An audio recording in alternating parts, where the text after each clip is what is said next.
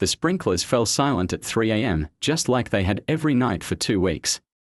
Marcus Chen pressed his face against the bedroom window, watching his neighbor's pool gleam under the moonlight, filled to the brim with water that should have been flowing to his dying garden. What she didn't know was that tomorrow's HOA meeting would change everything. Because sometimes, the quiet neighbor you've been tormenting holds all. The Marcus Chen stood barefoot on his dying lawn at 6:47 a.m. staring at the brown patches spreading like a disease across what had once been the neighborhood's crown jewel. The St. Augustine grass that had taken him 3 years to perfect now crunched under his feet like autumn leaves, brittle and lifeless in the Texas heat. Across the property line, Diane Whitmore's pool sparkled like a sapphire, completely full and overflowing slightly at the edges. The sight made his jaw clench. 2 weeks. 2 weeks of mysteriously dropping water pressure, of sprinkler systems that sputtered and died, of watching his carefully cultivated garden wither while his neighbor's backyard oasis flourished. The irony wasn't lost on him that he'd moved to Willowbrook Estate specifically for the community's commitment to water conservation and environmental responsibility. As HOA president for the past 3 years, he championed drought-resistant landscaping initiatives and water usage monitoring. Every homeowner had signed agreements limiting pool filling to designated hours and approved amounts. Every homeowner except, apparently, Diane Whitmore. "Morning, neighbor." Marcus turned to find Diane approaching the fence line, her bleached blonde hair pulled back in a visor, designer workout clothes that probably cost more than most people's monthly mortgage. She carried a large coffee mug with the world's best mom printed in fading letters. "Morning, Diane." Marcus kept his voice carefully neutral, though his hands clenched at his sides. "Gosh, your lawn sure is looking rough." She teased sympathetically, but her eyes held a glimmer that looked suspiciously like satisfaction. "Maybe you should water it more. I mean, I know you environmental types are all about conservation, but sometimes you have to actually, take care of your property." Values. The casual racism hit him like a slap. Environmental types. As if his Korean heritage somehow predisposed him to lawn neglect rather than the meticulous care he'd been practicing for years. "Water pressure's been pretty low lately," Marcus replied. "Evenly." "Strange thing." "Really?" "Mine's been fantastic. Just filled up the pool again last night, had the most gorgeous pool party yesterday.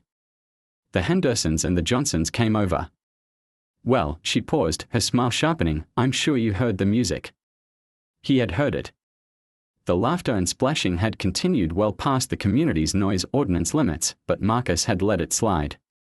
He wasn't the kind of HOA president who wielded his authority like a weapon over minor infractions.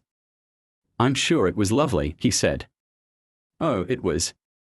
Though I have to say, the water level dropped more than expected. Kids these days, splashing around like crazy. I'll probably need to top it off again tonight." She took a long sip of her coffee, watching him over the rim. "Good thing water's so cheap here." The comment landed like a punch to his gut. Water was cheap for basic household use. Pool filling, however, was tracked and billed separately through the HOA's water management system. Unless someone had found a way around the monitors.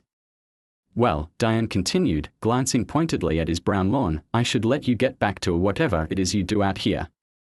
Meditation? Yoga? I never can tell with you people." The phrase hung in the air like smoke. "You people." Marcus felt heat rise in his chest, but years of corporate negotiations and HOA diplomacy had taught him the value of patience. "Have a good day, Diane." She wiggled her fingers in a wave and sauntered back toward her house, her designer sneakers clicking against the flagstone path that encircled her property.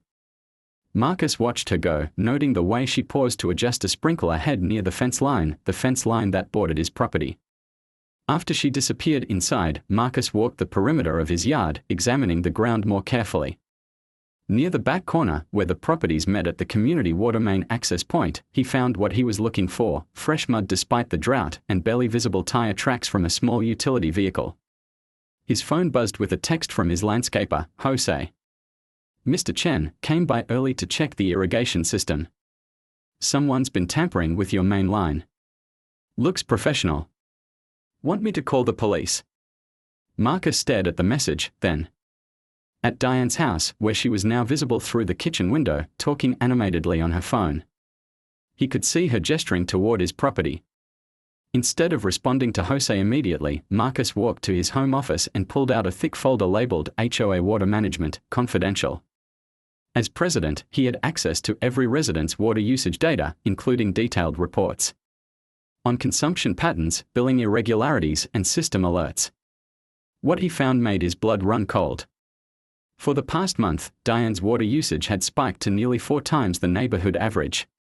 But her bills showed standard residential rates, not the penalty fees that should have triggered automatically. Someone had been manipulating the monitoring system. His phone rang. The caller ID showed Jerry Morrison, City Water Department. Marcus. Jerry here. We've got a problem. Someone's been illegally tapping into the main line in your neighborhood. The drainage is affecting water pressure for a 6-block radius. We are talking about a significant theft here, thousands of gallons over the past few weeks. Any idea who? That's what's weird.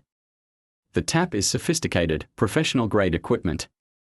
This isn't some desperate homeowner with a garden hose. Whoever did this knows what they are doing and has expensive tools. We are going to need HOA cooperation to investigate each property. Marcus looked out his office window at Diane's pool, where she was now floating on an inflatable unicorn, a fresh cocktail in her hand despite the early hour. I'll make sure you get full cooperation, Jerry. In fact, I'll personally oversee the investigation. Appreciated, Marcus. Oh, and one more thing, whoever's doing this has been covering their tracks pretty well. We only caught it because of the pressure drops affecting the elementary school's drinking fountains. Kids were complaining about weak water flow. The line went dead, and Marcus sat in his chair, staring at the evidence spread across his desk. Diane wasn't just stealing his water, she was stealing from the entire community, including the children's school. His laptop chimed with an email notification. The subject line made him smile for the first time in weeks. HOA board meeting confirmation, tonight 7 p.m., water conservation violations review. Marcus had called the meeting 3 days ago, before he'd known the full scope of Diane's theft. He'd planned to address some minor landscaping violations and review the community's drought response protocols.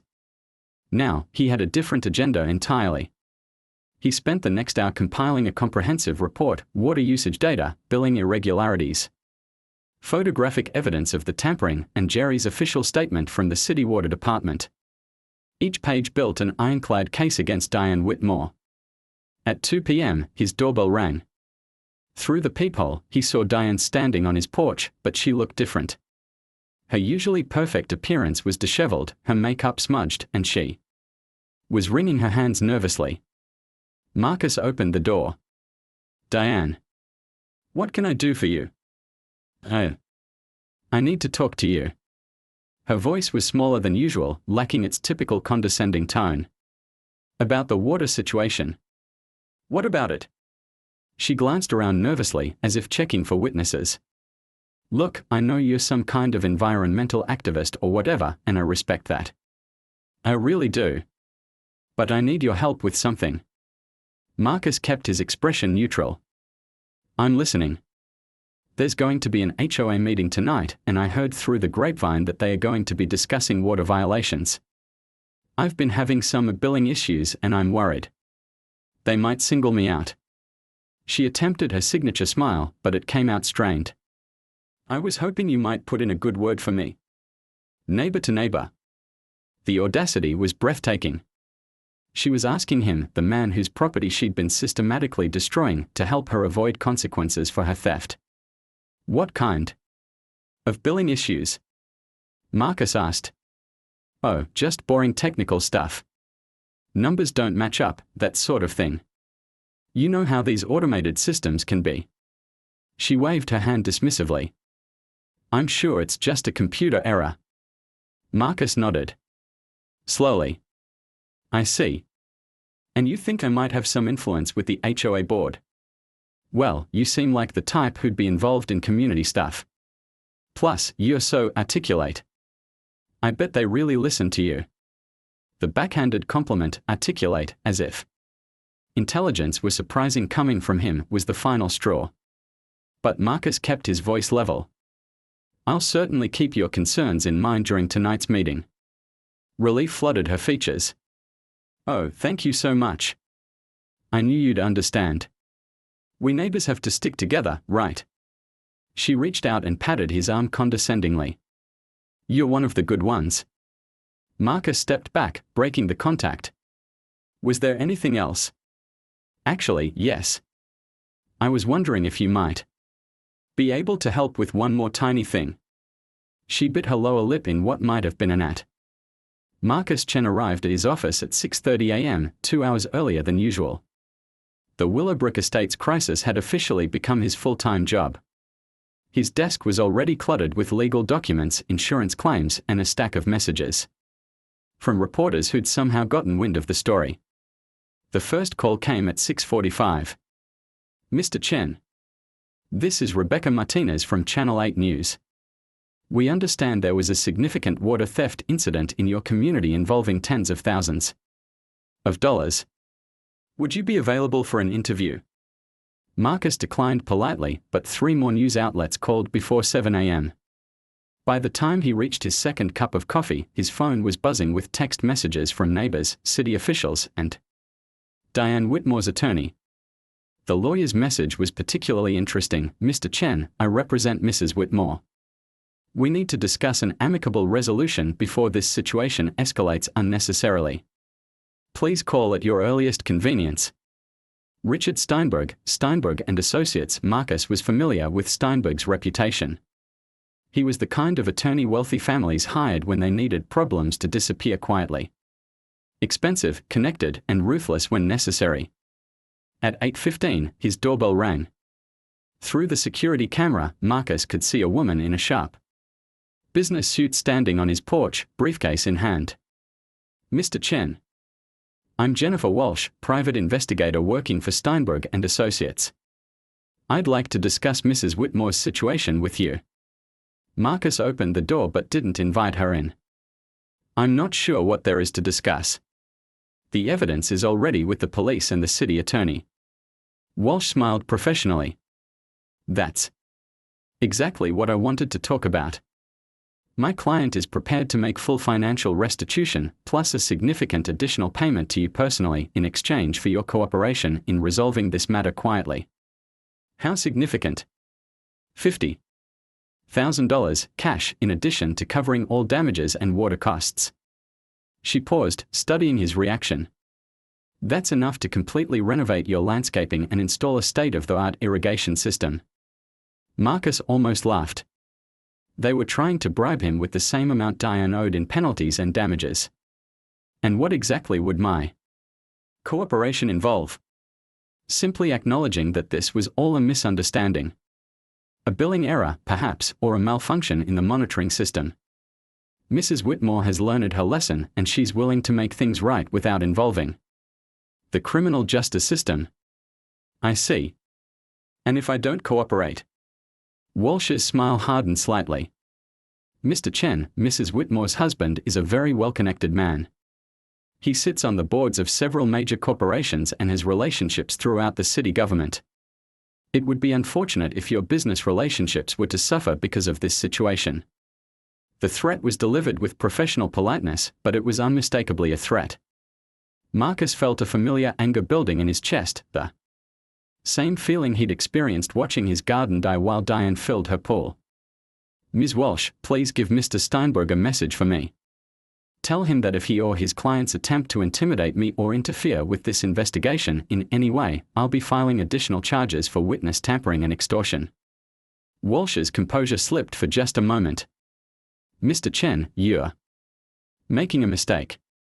Mrs. Whitmore made an error in judgment, but she doesn't deserve to have her life destroyed over it." "Her life isn't being destroyed over an error in judgment," Marcus replied evenly. "It's being destroyed because she committed a felony, showed no remorse, and revealed herself to be a racist who views her neighbors as inferior beings she can victimize at will." "That's not, Ms. Walsh. Last night your client called me a jumped-up yard boy in front of 30 witnesses. She suggested that I'm not really American and don't belong in this neighborhood. She admitted to stealing water and showed no remorse for the damage she caused. Marcus stepped closer to the door. So no, I'm not interested in helping her avoid consequences. After Walsh left, Marcus called Jerry Morrison at the city water department. Jerry, I just had a visit from Diane Whitmore's private investigator. They are trying to pressure me into dropping the charges. Doesn't surprise me. The Whitmores have been making calls all morning. Her husband reached out to the mayor's office around dawn. What kind of calls? The kind where people remind other people about campaign contributions and charity board positions. Jerry's voice was grim. Marcus, I need to warn you, there's going to be pressure from above to make this go away quietly. Marcus felt his stomach tighten. Are you telling me she's going to walk? I'm telling you that powerful people don't like to be embarrassed, and Richard Whitmore is a very powerful man. He's already retained a crisis management firm and hired a team of lawyers. They are going to come at this from every angle. What about the criminal charges? Still moving forward, but Marcus, be prepared. This is about to get ugly. Jerry was right. By noon, the story had exploded across social media. Someone had recorded Diane's racist rant at the HOA meeting and uploaded it to TikTok. Within hours, #PullKaren was trending nationally with millions of views and thousands of comments. The video was damning. Diane's entitled demeanor, her casual racism, her complete lack of remorse, it all played perfectly for an audience hungry for justice against privileged villains. Local news stations picked up the story, then regional outlets, then national networks. Marcus's phone rang constantly. His engineering firm's receptionist had stopped trying to screen calls and was just taking messages. The parking lot outside his office filled with news vans. At 2 p.m., his assistant buzzed him. Mr. Chen, there's a gentleman here to see you. Says his name is Richard Whitmore. Marcus looked up from the legal documents he'd been reviewing. Diane's husband had come in person. Send him in. Richard Whitmore was everything Marcus had expected: tall, silver-haired, expensive suit, practiced handshake. He carried himself with the unconscious authority of someone who'd never been told no by anyone who mattered. Mr. Chen, thank you for seeing me. I know this has been a difficult situation for everyone involved. Marcus gestured to a chair across from his desk. Mr. Whitmore. Please, call me Richard. I feel like we should be able to resolve this man to man. He sat down and immediately took control of the conversation's rhythm. I want to start by apologizing for my wife's behavior last night. The stress of this situation has clearly gotten to her, and she said things that don't reflect who she really is. Is that so? Absolutely. Diane's been under tremendous pressure lately: her mother's health, some financial concerns, the stress of maintaining our home. None of that excuses her poor judgment, but I hope you can understand how someone might make mistakes when they are overwhelmed. Marcus leaned back in his chair. Mr. Whitmore, your wife didn't make a mistake. She committed organized theft over a period of weeks, using sophisticated equipment and careful planning. Then, when confronted with evidence, she became verbally abusive and made racist comments to neighbors who've known her for years. Richard's jaw tightened almost imperceptibly. Mr. Chen, I understand you're angry. You have every right to be. But destroying my wife's reputation, potentially sending her to prison, ruining our family, is that really proportional to what happened here? Your wife stole thousands of gallons of water from our community. She damaged our infrastructure. She caused my landscaping and garden to die. And when confronted, she made it clear that she did it all because she believes she's entitled to take whatever she wants from people she considers beneath her. Those comments were made in the heat of the moment. Mr. Whitmore, let me be very clear about something. Marcus's voice remained calm, but there was steel underneath. Your wife's racism isn't new, and it isn't situational. Over the past 3 years, she has consistently treated me and other residents of color with condescension and disrespect. What's new is that she finally said it out loud where people could record it. Richard shifted in his chair, his politician's smile faltering slightly. Look, I understand there may have been cultural misunderstandings, but cultural misunderstandings. Marcus's eyebrows rose. Is that what we are calling it when your wife refers to me as a yard boy and questions whether I belong in America? She was upset. She misspoke. Mr. Whitmore, your wife asked me yesterday morning to help her cover up her crimes. She came to my door, smiled to my face, and asked me to use my influence to protect her from consequences. She was counting on my being too polite, too non-confrontational, too eager to avoid conflict to stand up to her. Marcus stood up and walked to the window overlooking the parking lot full of news vans. She made the same mistake you're making right now. What mistake is that? Marcus turned back to face him. Assuming that because I'm quiet and professional, I'm weak. Assuming that because I prefer diplomacy to confrontation, I'll accept being walked on indefinitely. Richard's mask slipped completely. Mr. Chen, you don't understand the forces you're dealing with here. My family has deep roots in this community. We have relationships, influence, resources. If you push this too far, there will be consequences. Is that a threat? It's a reality check. You think you've won something, but this is just the beginning. My wife made some poor choices, but she's not going to prison over a water bill. This story will die down, charges WI. The FBI agents were younger than Marcus had expected. Special Agent Sarah Kim, mid-30s with sharp eyes and a no-nonsense demeanor, and Special Agent David Torres, who looked like he'd stepped off a college campus but spoke with the authority of someone who'd seen worse things than suburban water theft. Mr. Chen, we appreciate your cooperation, Agent Kim said, settling into the conference room chair across from him. We are here because this case has some elements that concern us beyond simple theft.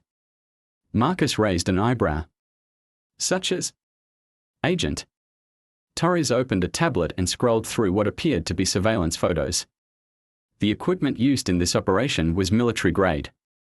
Specifically, it's the same type of infrastructure penetration tools used by contractors working overseas military installations. Are you saying the Whitmores have military connections?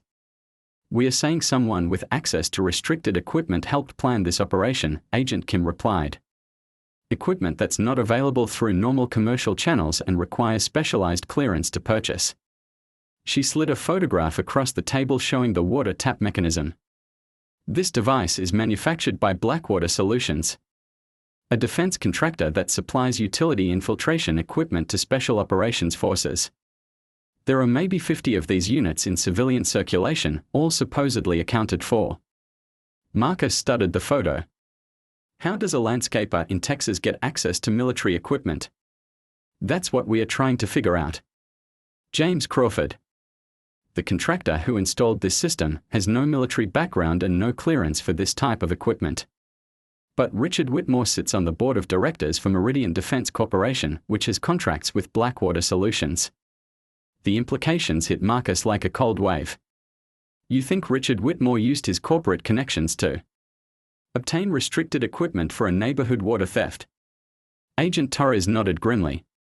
If that's true, we are looking at federal charges including theft of government property, conspiracy, and potentially violations of the International Traffic in Arms regulations. This isn't just about stealing water anymore. Marcus's phone buzzed with a text message. He glanced down and saw it was from his neighbor Tom Bradley. Turn on Channel 8 now. Agents, would you mind if I checked something quickly? Marcus reached for the remote and turned on the conference room's television. The Channel 8 morning show was in full swing, but this wasn't their usual light entertainment format. The screen showed a split between the studio and a reporter standing outside Willowbrook Estate's main gate.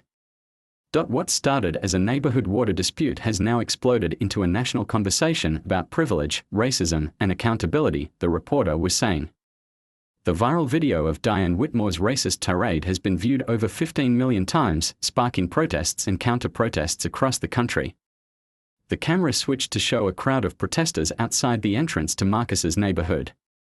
Signs reading "Justice for Marcus" and "Pull Karen Goes to Prison" bobbed above a sea of angry faces. But perhaps more disturbing, the reporter continued, are the new revelations about Mrs. Whitmore's supporters. Last night, someone created a GoFundMe page to help pay her legal expenses. The page raised over $30,000 in 6 hours, but many of the donations came with messages that authorities are now investigating as potential hate crimes. Agent Kim leaned forward. "Mr. Chen, have you seen any of these messages?" Marcus shook his head, but Agent Torres was already pulling them up on his tablet. "Some of these are concerning." The messages were worse than concerning. They were vile, racist screeds that made Diane's comments look mild by comparison. Donors with names like White Pride 1488 and Patriot Defender had contributed money along with messages calling for Marcus to be sent back where he came from and worse. "The GoFundMe page was shut down this morning," Agent Kim explained, "but not before we traced the donations.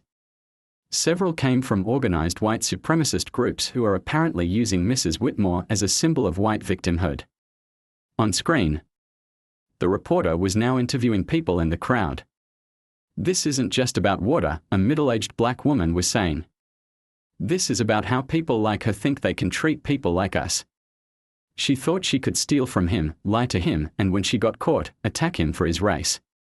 We are tired of it." Marcus felt sick. "I never wanted this to become a racial flashpoint." "Unfortunately, Mr. Chen, that's not your choice to make," Agent Torres said gently. "When someone commits a crime and then uses racial slurs to justify it on camera, it becomes bigger than the original crime."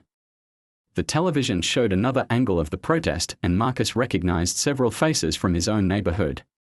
Sarah Henderson was there, holding a sign that read, "We stand with Marcus." Tom Bradley was giving an interview to a reporter, his military bearing evident even in civilian clothes. Colonel Bradley, the reporter was asking, "You've lived next to both families for 3 years. What's your reaction to seeing this conflict play out so publicly?" Tom's jaw was set in hard lines. "I served 30 years in the United States Air Force, including 3 combat tours. I've seen real enemies and I know what hatred looks like." What Mrs. Whitmore said to Marcus Chen, a man who served his country with honor, was disgusting.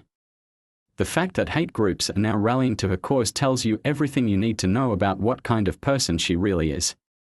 Agent Kim muted the television. "Mr. Chen, we need to discuss your security." "My security?" "Some of the messages we've intercepted suggest there may be people planning to take direct action in support of Mrs. Whitmore. We'd like to post agents at your home and office, at least until this dies down." Marcus rubbed his temples. "Agent Kim, 3 days ago I was worried about my water bill. Now I need federal protection because I exposed a neighbor's theft." "Welcome to viral fame in the social media age," Agent Torres said dryly.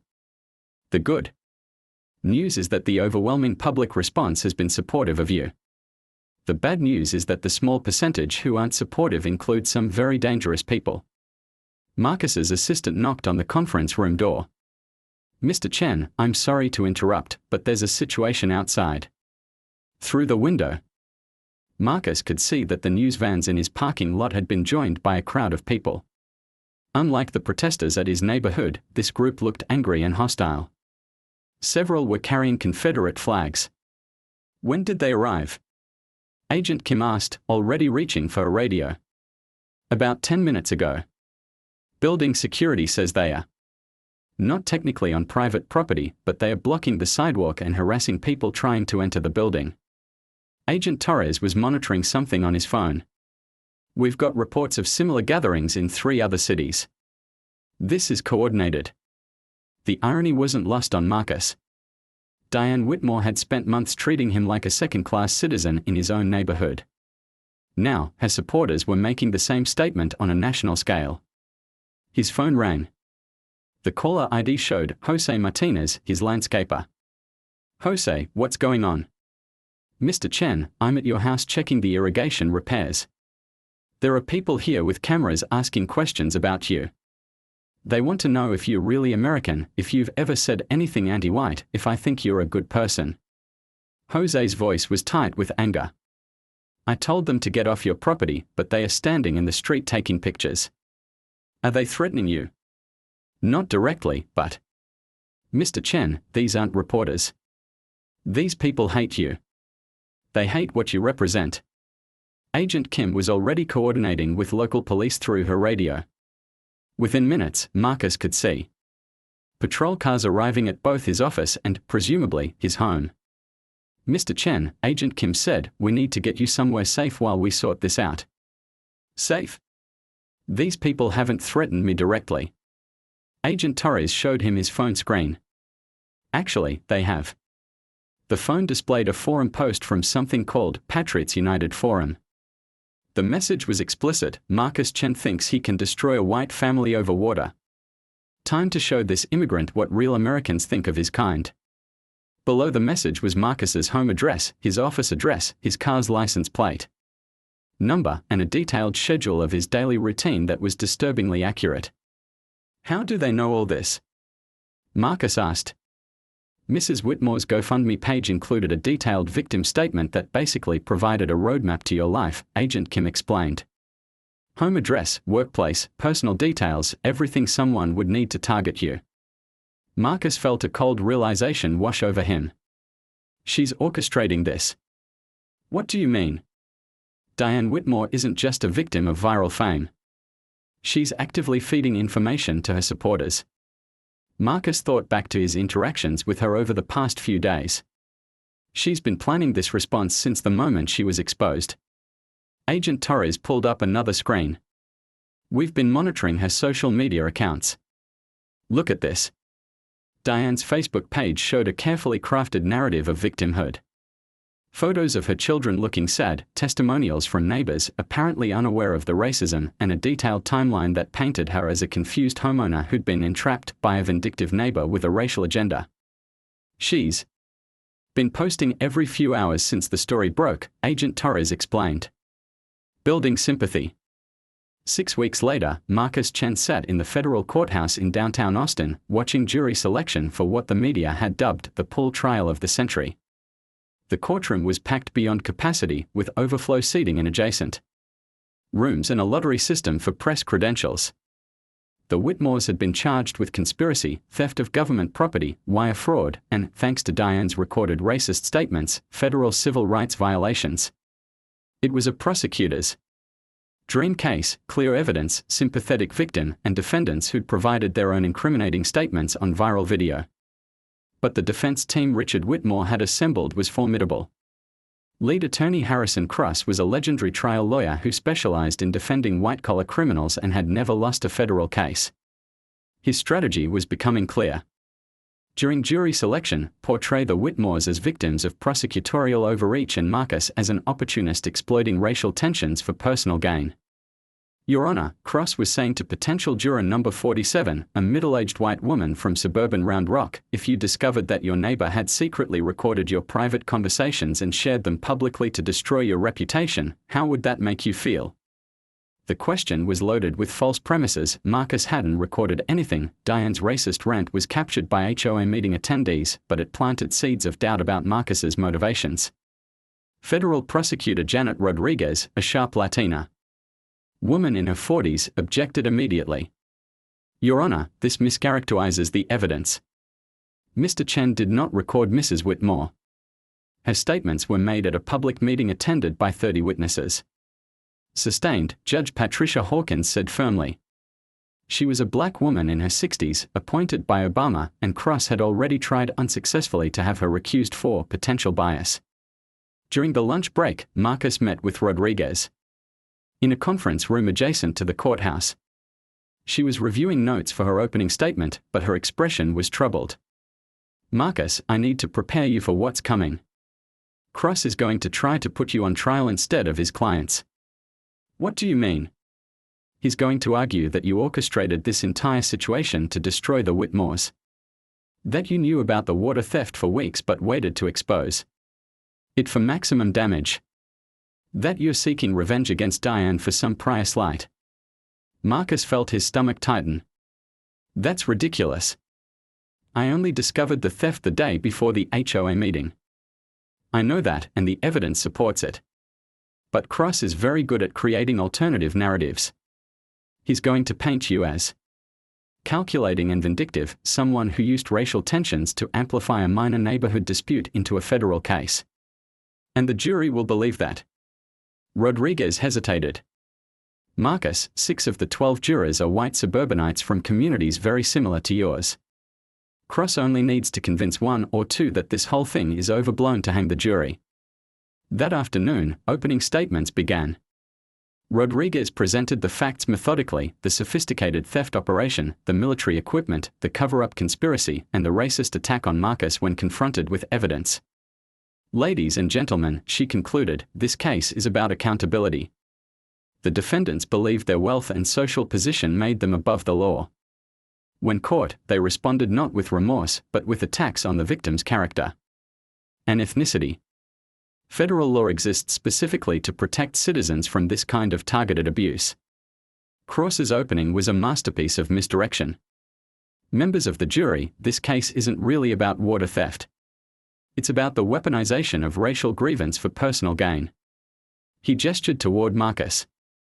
Mr. Chen wants you to believe he's a victim, but the evidence will show he's actually the architect of a carefully planned destruction campaign against a suburban family whose only crime was trusting their contractor.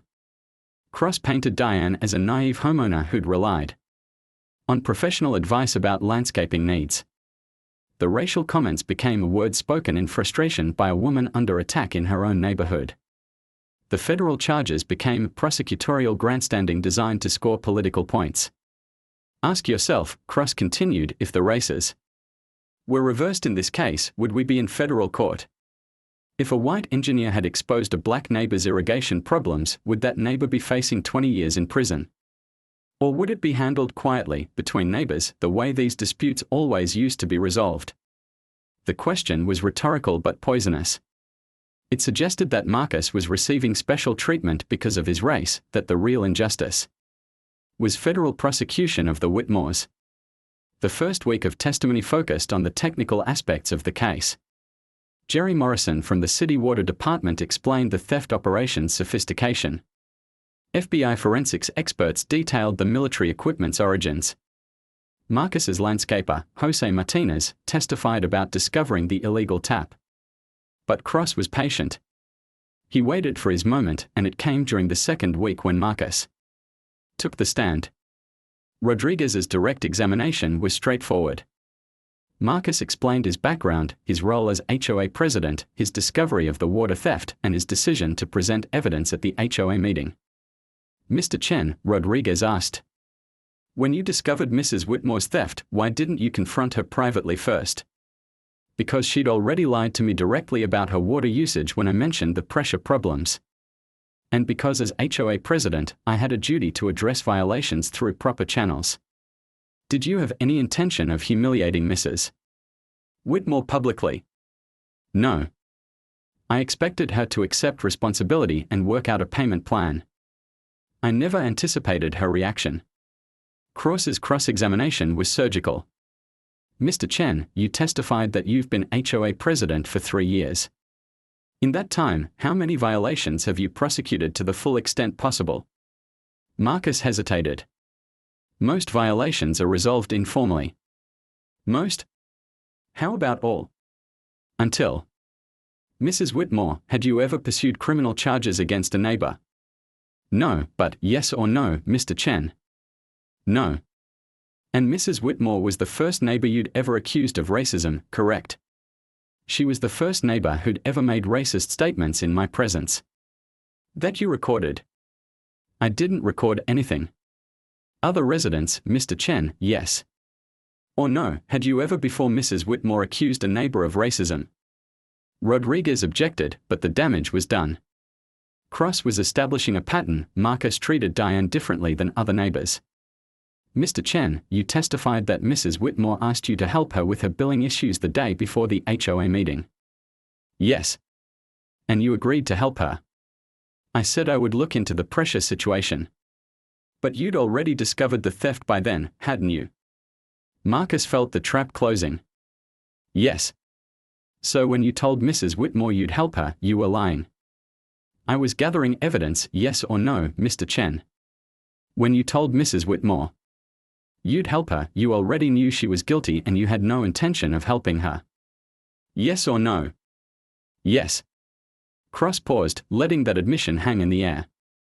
So you lied to her face, encouraged her to trust you, and then ambushed her at a public meeting with evidence you'd been secretly collecting.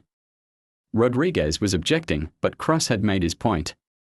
He'd turned Marcus's methodical investigation into calculated deception. Mr. Chen, you're a successful engineer, correct? You understand the value of planning and preparation. Yes. And you'd agree that exposing Mrs. Whitmore's theft at a public meeting, rather than handling it privately, would cause her maximum embarrassment. That wasn't my intention, but you knew it would be the result, didn't you? You knew that humiliating her publicly would be more damaging than resolving this quietly. Marcus saw where this was going. Mr. Cross, Mrs. Whitmore committed a serious crime. She stole from the entire community. Answer the question, Mr. Chen. You knew that exposing her publicly would be more damaging than resolving this privately, correct? Yes. And you chose the more damaging option. I chose the legal option. Did you, Mr. Chen? Because the legal option would have been calling the police immediately when you discovered the theft. Instead, you waited, you investigated, you gathered evidence, and you planned a public confrontation. That's not following the law, that's orchestrating a takedown. The courtroom was silent. Cross had successfully reframed Marcus's careful documentation as vindictive plotting. One final question, Mr. Chen. You've become something of a celebrity since this case began, haven't you? Book deals, speaking engagements, a documentary in development. Rodriguez objected. Relevance, Your Honor. I'll allow it, Judge Hawkins said. Marcus felt sick. Those opportunities came after the story went viral. I never sought them. But you've accepted them, haven't you? You've profited from Mrs. Whitmore's destruction. I've tried to use the platform to discuss issues of justice and accountability. Issues that have made you quite wealthy, haven't they, Mr. Chen? The implication was clear, Marcus had destroyed the Whitmores for profit. That evening, Marcus met with Rodriguez and her team to prepare for the next day's testimony. The mood was grim. He's good, Rodriguez admitted. Better than I expected. He's managed to make you look calculating without challenging the core evidence against his clients. Is the jury buying it? Some of them. Juror number 3 hasn't looked at